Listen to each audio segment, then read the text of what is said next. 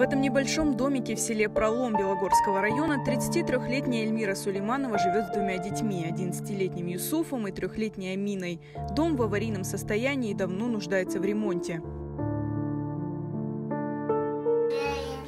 Сделать полы, стены поштукатурить, потолки поменять. Потому что с потолков сыпется песок, когда спим. А с трещин пауки вылазят.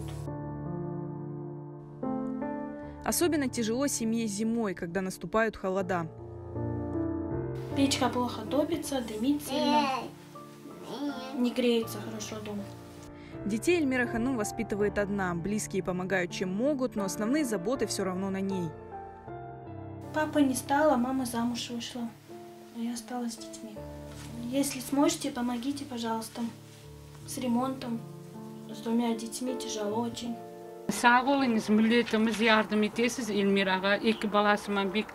Усилиями волонтеров и организации «Буллюр» в доме поменяли двери и окна, начали ремонт. Но на это нужны большие средства, которых у семьи нет.